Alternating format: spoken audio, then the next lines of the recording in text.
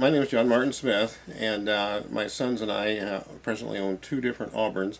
One is a 1919 Auburn Beauty 6 touring car, and the other was a 1926 888 touring car.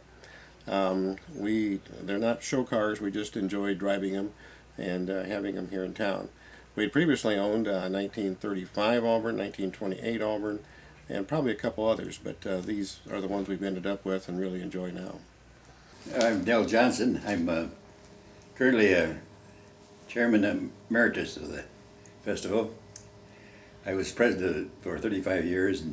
I'm Jack Randinelli. I'm chairman of the board of directors of the Auburn Cord Duesenberg Festival. I'm also president and CEO of the Auburn Automobile Company, and I've been a resident of Auburn for over 40 years. And my first Auburn I bought was a 1936 six-cylinder sedan, and it was a basket case almost. It was in a barn.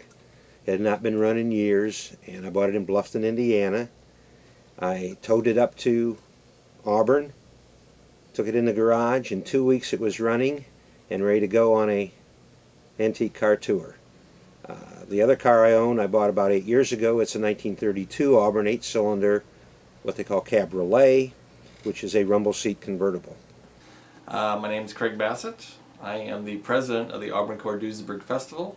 I am the proud owner of a 1934 Auburn 652 sedan, which I have turned into a Auburn taxi.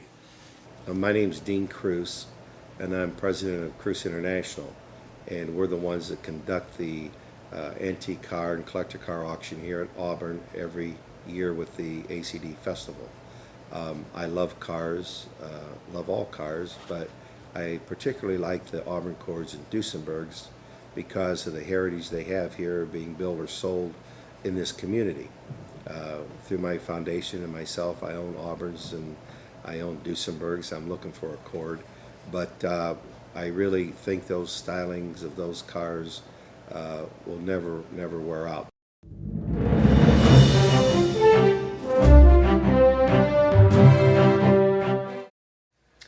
Yeah, the city of Auburn was founded in 1837, and was named the county seat by the Indiana General Assembly at that time, and grew rather slowly at first. In fact, Waterloo was bigger than Auburn for a period of time because Waterloo had a railroad and Auburn didn't. Right around the turn of the century, Auburn was becoming industrialized. They were manufacturers of buggies, and there were a number of buggy companies here in the community.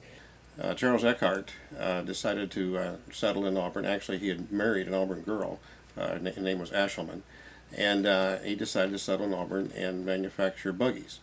And started a buggy factory actually in the parlor of his home on East 7th Street. And that grew into a very substantial business, a number of buildings. There was a railroad siding that came in from the Vandalia Railroad. And it was one of the major buggy manufacturers in the United States. The Eckharts, most people are very familiar of because they were very philanthropic within our community.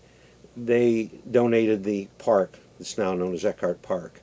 The public library was a very unique gift. The city was going to get a Carnegie Library, and Mr. Eckhart found out about it, and he said, "No, that's not good enough for my town.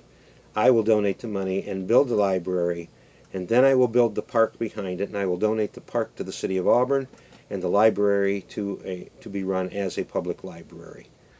And there were other buggy companies during that period of time also. The Modern Buggy Company, Kiblinger Buggy Company, and a couple others that were smaller. But so the main industry in Auburn during that period of time was the buggies. Well, when automobiles became of interest, I think the first automobile in Auburn was in 1895, and that was an experimental steam car built by a fellow who owned a bicycle shop. And there was some connection between he and W.H. McIntyre, who then owned the Kiblinger Buggy Company.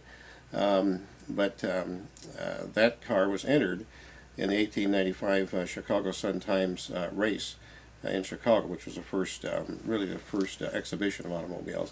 It never made it to the race because of a snowstorm, but it was entered, and in fact W.H. McIntyre himself was there, and he was one of the referees for the race. Eckhart then went into the automobile business. And that was when, in 1900, the Auburn Automobile Company was formed. They did not manufacture a car the first year or two. Auburn claims that they built the first car in 1900, although I can't really document that. I think it was probably more likely 1902. And sometime later, some ad copy guys decided that 1900 was a good even date, and decided to use that for the date. No. And I think probably in maybe 1902, they manufactured a very limited number of cars, and basically the cars that they were building at that time were nothing more than buggies with engines mounted underneath them, and many of them were chain drive in nature, and they were very crude, but they were going into the automobile industry. Zimmerman at the same time was converting buggies to actually automobiles the same way. Kiblinger was making them. McIntyre was another family that was making them. Handy Wagon, DeSoto. In fact, there were 23 different makes of cars built in Auburn from 1900 until 1937, of course, including the Auburn Cord and the Duesenberg.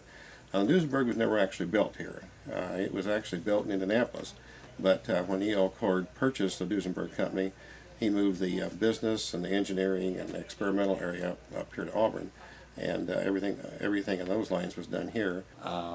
They didn't have the technology that we do nowadays, and how Auburn pulled together. People worked in the factories, people worked on farms to pull this off. E.L. Cord was on the front of Time magazine, I believe, twice. So when he had the Auburn automobile plant here, Auburn was pretty well known around the world. Auburn could have become Little Detroit. I'm certainly happy it didn't, but it well could have.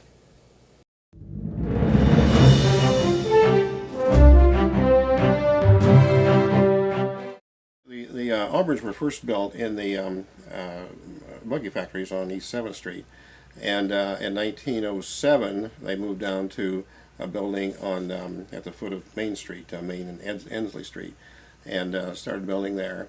And then the complex grew. They kept adding buildings as they grew. And Eckhart family, of course, were the principals, Charles and Frank and Morris, his two sons. They then became disinterested. They got older, and they liked to travel by automobile. And so they sold out to a group of investors in Chicago, headed by the Wrigley family. And they operated the company from Chicago during that period of time.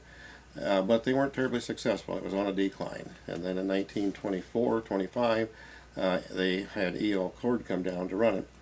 And he was smart enough to have an option to buy all the stock if he was successful. And he was successful. And so E.L. Cord controlled the company from 1925 on. He started building the L29 Cord in 1929. And it was built through 1932. Cord bought Duesenberg in 1929. And during that period of time, Cord had accumulated, I think it was 62 different companies. He bought axle companies and engine companies like Homing, and body companies, and just was very much getting into all aspects of the business. But he could see the handwriting on the wall during the Depression, and although the company had a good cash reserve when the Depression hit, they gradually went through that, and he got out. And then the company folded and actually filed bankruptcy in 1937.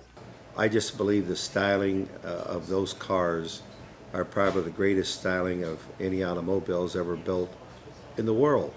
The 36 Auburn Boattail Speedster is designed forever. In the year 3000, it'll look just as sleek as it does today. Its design will never grow old. And of course, when they come out with the coffin nose Cord, they had to wait in line 2 hours just to see it at the New York Auto Show. It was probably the most revolutionary automobile in the world. In fact, today it's the only automobile that's recognized by the World Art Council as a piece of art. And of course, the mighty Duesenbergs, every one was hand-built.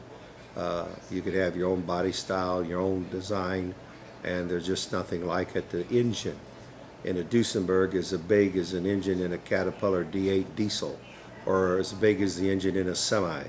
It's powerful. At 750 RPMs, it can go 90 miles an hour. the prices have gone so high that it's impossible to estimate what it's going to cost you to own a car like that. I had a mind of boat-tail speedster, Auburn boat-tail speedster.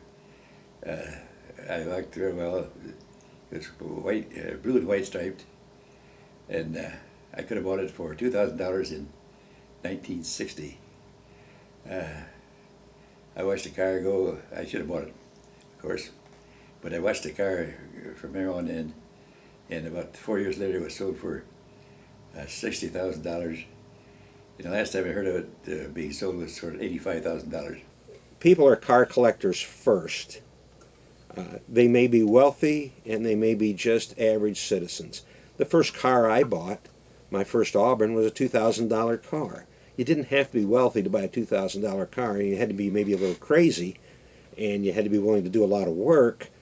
But you didn't have to be wealthy. You just had to have a love for the cars. And the people that come to this community are that way. They love the cars. This is why they come. If they can't, it's for those who don't relish the commonplace, and that's the motto of the ACD Club. And that's truly correct, because they just come in and love Auburn, Indiana.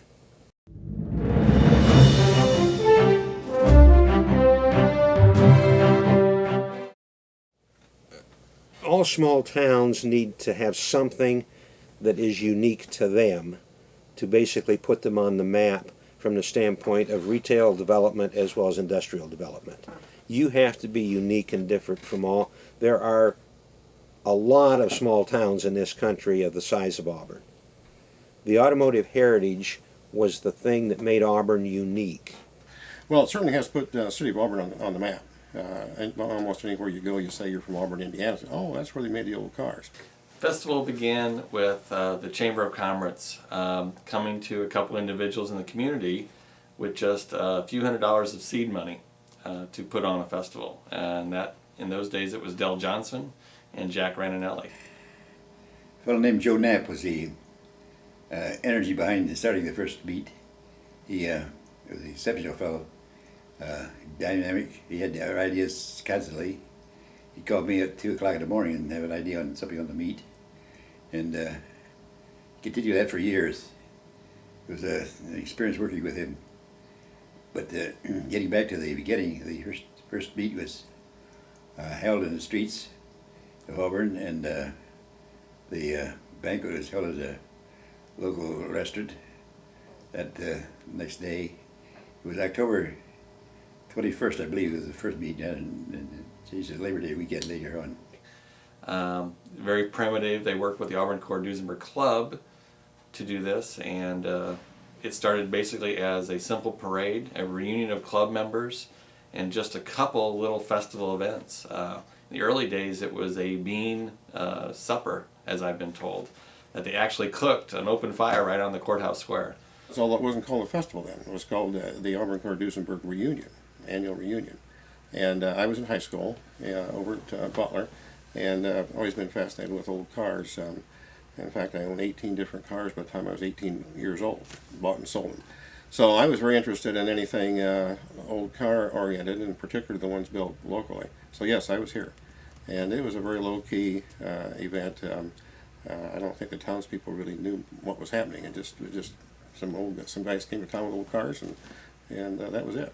Yeah, gang of downtown merchants were opposed to this parade and this festival because it was on Saturday, and Saturday was a big day for the downtown merchants, and I-69 was not open at that time. So there was all the restaurants and grocery stores and shower stores and places like that were open, and they were opposed to taking the streets up for this occasion. They this went on for about 3 or 4 years where they realized it was good for the city. And we came out in 1956 for our annual visit to my grandfather, who had a cottage at one of the lakes here in the area. We were at the cottage at the lake, and he said, I have to work on Saturday. Would you want to ride into town with me? And I'm done at noon. So I said yes, so I rode into town with my grandfather. I was still in high school at the time. And he said, if you don't want to sit here in the office, you could walk uptown, and there's a bunch of old cars going to be uptown this morning. So I walked uptown from his office, which was on the corner of Jackson and 7th Street, where DeKalb Financial actually is now. At that point in time, it was called Auburn Federal Savings and Loan. And there were a bunch of old cars parked around town. And I didn't know what they were. I was very unfamiliar with them, but I spent most of the morning walking around looking at these very unusual automobiles. I walked back to the office about noontime, and I said to my grandfather, I said, those are pretty nice cars. He said, I'll bet you there's something there you'd like to own. And I said, well, there is. I said, there's one that has a pointed back. I said, I don't know, it almost looks like the front of a boat on the back end of it. And I said, that would be a great car if we could take all the chrome off of it and the door handles and put a large V8 engine in it and lower it. And of course, I'm thinking like any 50s teenager was thinking in that era, what a great hot rod that would make. And of course, what the car was the Auburn Boattail Speedster. He said, I don't think those people would really like you doing that to one of those cars. The first year, there was a group of people come in with 40 Auburn Cord Duesenberg. That's a good number of those 3 cars to get together that early. And most of them were strangers to each other. And they came into Auburn, and with the help of Chamber of Commerce, which I was president of at the time, I was able to get the streets to Auburn, opened up for the fair. And these were old drivers. I mean, people drove them. These were just used cars at that point in time. That'd be similar now to a 1972 Chevrolet. I mean, it wasn't that old. But they were very spectacular cars and deserve to be preserved for sure. I was a state senator during some of the original early festivals, and I had a good time. We brought in governors and senators and people running for office, and I used to, in fact, announce a few of the parades. And I can tell you that the cars really brought in large crowds of people from the very beginning. There's something about the American love for the automobile and the heritage of this town that brings everybody together, and it's a great automotive reunion. When I moved to Auburn in 1964, my gentleman I had met, Del Johnson, came to the office where I was working at the Auburn Federal Savings and Loan in the bank. And he said, aren't you in the Auburn JCs? And I said, yes. And he said, would you be interested in helping me with this car show we have here? Well, my mind went back to the time when I'd seen the cars a number of years before, and I said, sure, I'll help you. And so in 1964, I was a volunteer helping on what then became the Auburn Cord Duesenberg Festival. So. The reunion later, the festival, grew a lot during that period of time. I came back then from college in 1965 and became involved in the committee that ran the reunion. It became known as the festival, I think, in about 1972. We changed the name to a festival as opposed to reunion. Now, the car people still call it the Auburn Cord Duesenberg Reunion. Locally and regionally, it's called the ACD Festival. It gradually got bigger. We had a budget of $400 from the Chamber of Commerce to pay for mailings and different things that we had. This was Del Johnson, who was the chairman of it. And we even kicked in some of our own money because that just wasn't quite enough. The first thing we did to commercialize it in any way was to sell models, model Auburns and model Cords on the corner by the hardware, 8th and Main Street. And as I recall, they sold for $1 a piece. Now on eBay, they go for about $40. Labor Day has grown so much. I mean, from what I spoke about the bean dinner, it's now just days after days of events. From the kickoff luncheon on Thursday to decorator showcase houses, old historic homes that have been restored, quilt shows, antique shows. Downtown Friday night, which had nothing, is now a huge Kruse in. It was a small car show that moved and grew each year a little, and we kept looking for ways to make it nicer for the guests that we have that come to the city for the car show.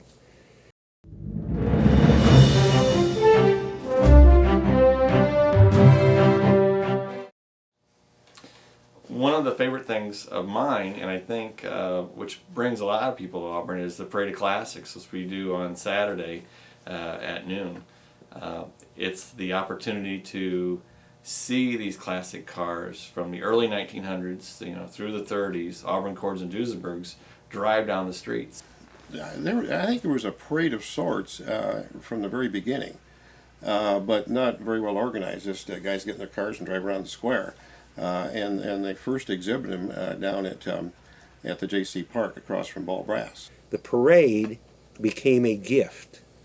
What happened was the club said, because we disrupt your community for this weekend with these cars and traffic and so forth, our gift to the people of the city of Auburn will be the Parade of Classics, which will come out of Eckhart Park and parade through the streets of Auburn and then be parked on the courthouse square so that all the citizens can come and look at them and not have to pay an admission or pay to see them.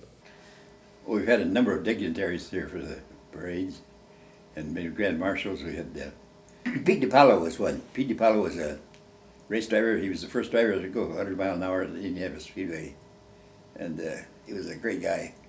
I've been to a lot of car festivals and car shows, and it's very rare to see something like that. To see all types of cars in all different conditions, and it's a one-of-a-kind type of festival and parade. You'll never see it anyplace else. $1 million Duesenbergs to Auburns that were just pulled out of a barn and have gotten started and ran. You'll see it all. You'll see cars in mid-restoration. You'll see 100-point cars that rarely hit the streets like this. So as far as the parade, we've tried, the ACD Festival Committee has tried to put a few more interesting things in. One year we had Pontiacs. This year we're going to have the General Motors Futureliner. Just some things to add a little bit of interest to it. And the parade is always announced from the square by somebody who is knowledgeable about what the cars are and whose they are. And the people are given recognition for where they came from and what their car is and a little bit of detail about it. And the thing that I love about it is it's a way of seeding for new enthusiasts. And I think of this as myself. This is where I got the bug. As a little kid, I watched them. And to see the tires, big white walls and the chrome, and hear those 8-cylinder Duesenberg engines and the supercharged engines, it hooks you. I talked to Janet Guthrie, a famous Indy driver, and I talked to her this spring at Indianapolis. I had the good fortune of sitting with her at a table in Tony George's suite at the Indianapolis 500, and we had a long chat, and she said it was a wonderful experience when I was there, riding through the streets and having people applaud for cars. And she said, and the young children yelling out, toot your horn, toot your horn. And then she said, sitting on the reviewing stand and watching all these beautiful works of art drive by us, she said, it was an experience that I can't explain. People don't stand in line to watch cars drive down the street and applaud for them. So that's the Parade of Classics.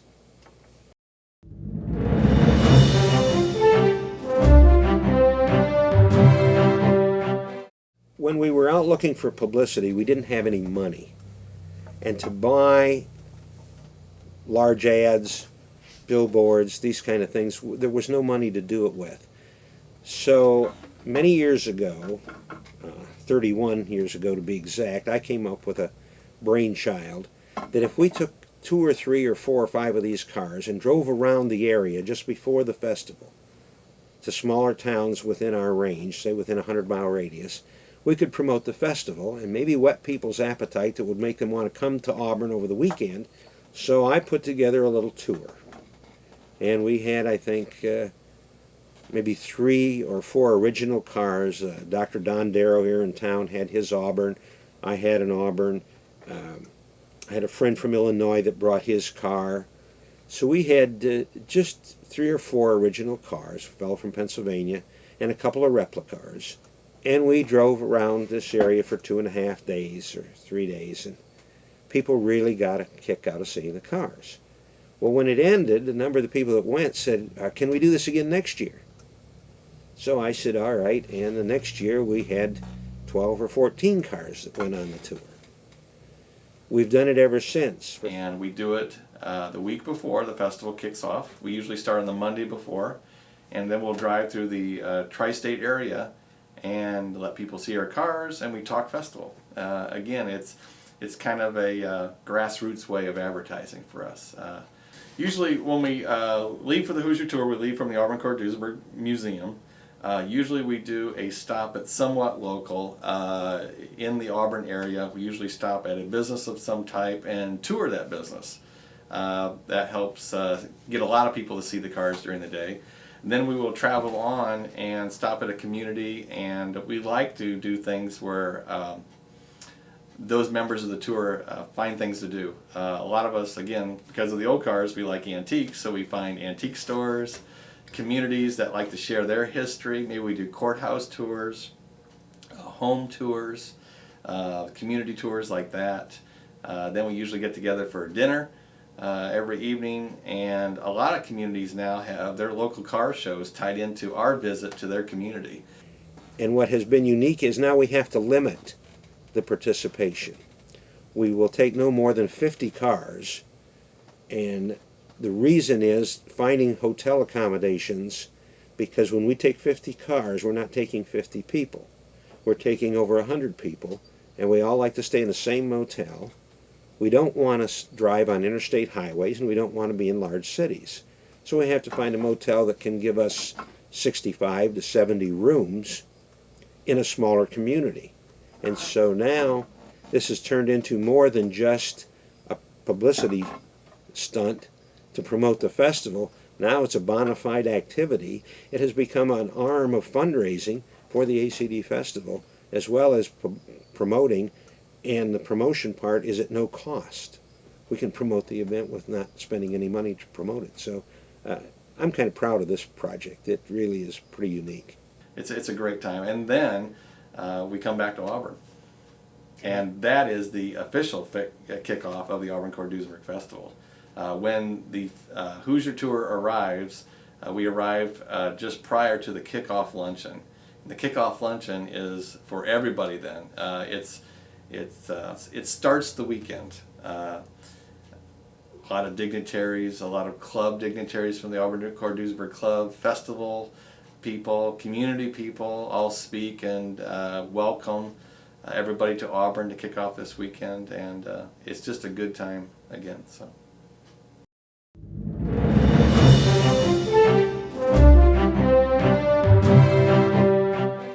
The reunion operation was getting too costly for the Chamber of Commerce to handle, and so we had to come up with some means of raising money to continue the cost of it. It was taken out of our pockets rather than out of the, and it was becoming too much of a burden. So I caught an ad in the paper about Kurt White auction in Pennsylvania. It was a car auction of old cars, antique cars. So at the same time, Russell Kruse, Dean Kruse's father, and read the same article apparently, because he called me and said, "Hey, why don't we have an auction?" I said, "Well, we were just talking about so raising money, and the auction would be a good thing." So he had a meeting, or called a meeting with myself, John Martin Smith, Dean Kruse, Russell Kruse, a gentleman from over in Ohio by the name of Leo Gebhardt. There were 2 or 3 other people there to pursue this and see if it might happen, and this was in the spring of the year. By the fall, we had it organized, and we had an auction in our community. In 1971, we auctioned off, I believe it was 61 cars. And we had a Duesenberg that I believe was bid to around $60,000.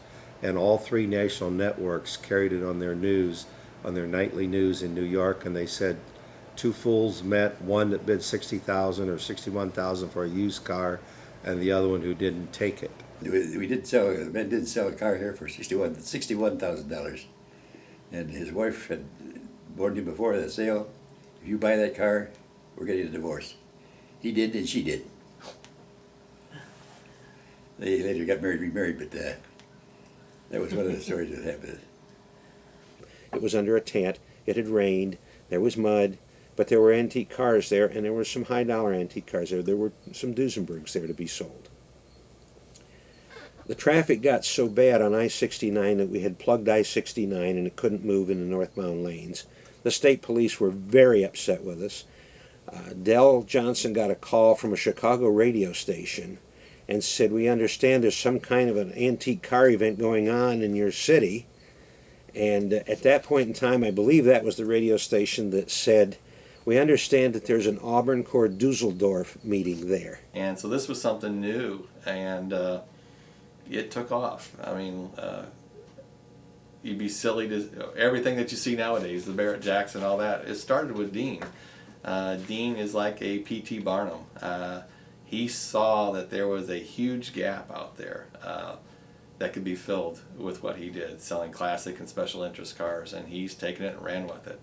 So where the Dairy Queen in Auburn is now located on West 7th Street, there was a bare field, and the chamber put up steel fence posts with one rope all the way around it, and when we had the event, the people just descended on us, stepped over the ropes, and were there. Very few paid, but they did collect at $1 a person, $7,800. So they were happy. The people ate all the food in this town, all the restaurants, grocery stores, everything they could buy was gone. And so we knew we were onto something. And so we looked around for a better facility, and we couldn't find any here except the high school. And it was a new facility. It was beautiful, had a lot of blacktop parking, and it had a nice stadium to seat people. So we had it at the high school football stadium for many years. I would guess 15, 18 years. And it was good. One of the problems was the traffic getting in and out. People sometimes would wait in line 2 hours, 2.5 hours just to get into the site. And so we started looking for a piece of ground that was near this interstate exit. It's been a great place because people don't have to wait in line very long. Sometimes on Saturday or Sunday mornings it might back up halfway to the DuPont Road, but it still keeps rolling in pretty smoothly. We can handle 8 lanes of traffic, and so it's worked out very well. Over the years, we've had a lot of exciting cars here at this event. We've sold Maharajas cars, kings, queens, the Beatles, movie stars, gangsters, Al Capones, all different types of cars. But I believe probably the most interesting cars are the Auburn Cords and Duesenbergs. And so we always try to have some Auburns and Cords and Duesenbergs in the auction, because the heritage of all these great engineers and designers, these people that lived here all the way from Abe Jenkins, Herb Snow, Gary, all of these people. We've had some really unusual buyers and sellers here at this event. Jay Linnell's bought some cars here. Wayne Newton has sold cars here. Lauren Hutton sold cars. Larry Hagman sold his whole collection here. Larry Gatlin sold his collection here. We have a total attendance of about 150,000. And years ago, we never had the auction during the parade, because we thought if we had the auction during the parade, there wouldn't be anybody here. And one year we had so many cars, we had to auction right straight through, and our crowd actually got bigger. So after it was over, I asked the parade officials, I said, "Was your crowd down at the parade?" And they said, "No, it's the largest crowd we ever had." So suddenly I realized there's really two different markets.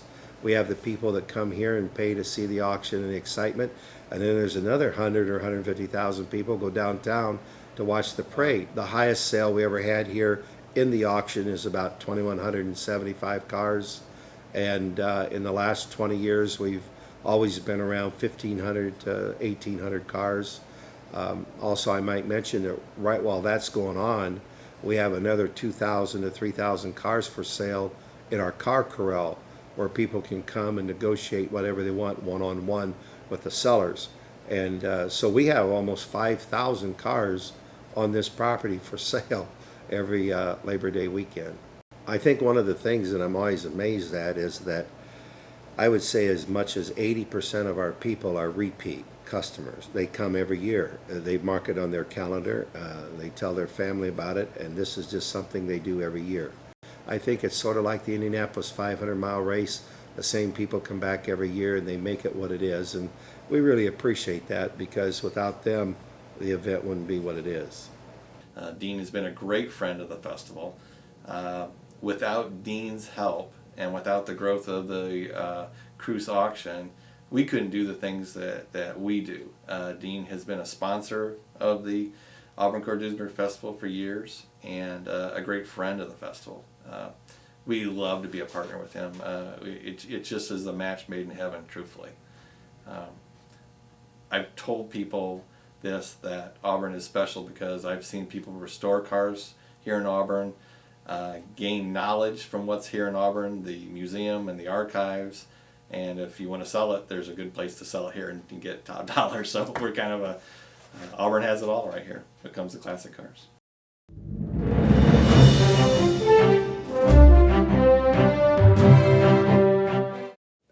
There are two groups of cars, actually. There are the Auburn Cords and Duesenbergs. On an average year, we will bring into town somewhere between 250 and 300 Auburn Cords and Duesenbergs that will be around town in some form or another, in the parade, at Eckhart Park on Saturday morning. But in addition to that, as an example, on Friday night we have a Kruse in that will attract 300 or 400 cars of all different kinds. You can go to the auction, and between the what they call the car corral, where people have their cars parked for sale individually and not on the auction block, and the auction cars, you might go down there and see 3,000 to 4,000 different collectible type vehicles. So if you look at it overall, there could be 4,000 to 5,000 vehicles in this community over the Labor Day weekend, all of special interest or collectible. Well, the festival committee has tried to diversify, to have something for everybody, something for the women, something for the children, and just an all-around fun weekend for people that come into town. And I think we've been successful with that. You have some fear of the so-called graying effect, where these cars, these Auburn Cords and Duesenbergs, are not as popular with younger people as they used to be, because it seems that the cars that people love are the cars of their youth. And when you're talking about a 1930 car, there aren't too many people that had those in their youth. So just looking for different things to enhance the festival that way. But we also want to make money for all of the community's businesses. The motels, the restaurants, any business that possibly can, jewelry stores. Everybody can profit from a bigger crowd of people milling through your town and maybe shopping here. And we get really great support from most of the businesses in town on the retail side. The Downtown Business Association are a wonderful group of people that support us. We had people staying in Saturday, Toledo and Indianapolis. We had all the hotels in Fort Wayne and Auburn booked. And then the people started building motels here. They built about four in about 4 years. So it's been a good thing for Auburn. The festival started just as the Labor Day event, but we've grown throughout the years. We now do events that are always for families, but also with the different interests. We found that even though you love classic cars, you probably love other things mechanical. We have done a motorcycle show for a good number of years now, which we call the Auburn Cord Duesenberg Cycle Fest. It's grown into a huge local event and regional event. Every year we add new events. We have contests, shows, lots of good food, parade. We've had celebrities, music, you name it, and it keeps growing every year. We also have an ice cream social on Friday night where we hand dip ice cream, and we have chocolate and caramel from DeBrand Chocolates, which is a gourmet chocolate company in Fort Wayne that donates to us.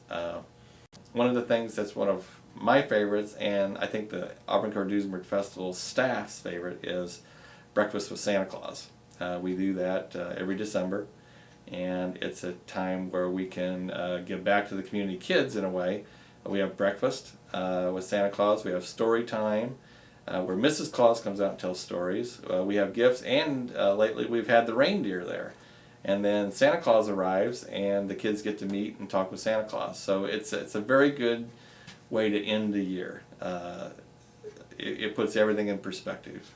And the festival then began to grow and grow and grow. And we have thousands of people from all over the world now that come to Auburn, Indiana to go to the auction, to see the Parade of Classics, to do all the many things, the there's an antique show, there's a quilt show, there's so many activities now to be done, and it's enormous. Never would we have guessed it would have blown up into this large an event. Well, it seemed like the Auburn Cord Duesenberg Festival is kind of like Woodstock. It just kind of keeps going on and on and on. It's a tradition, it's a happening, and I think it has a good future. There'll be new events, there'll be new people coming in. Some people have never been to Auburn before, the first time, and they're so enthusiastic. They run all over town looking at the factory and meeting people and such. And, here we live here and we don't get too excited about it. But it's just a kind of a shrine to come back to if you're interested in fine automobiles. We're looking at a different location for our office. We're looking at possibilities of owning land that we can grow with and be able to put on events throughout the year. We're also looking at new events, as we've been talking about nighttime parade, where it's so neat to see a parade of classics, but how would it be to see those kind of cars at night with those huge headlights and the chrome reflected in the lights? It's just something different again. We'd like to do that.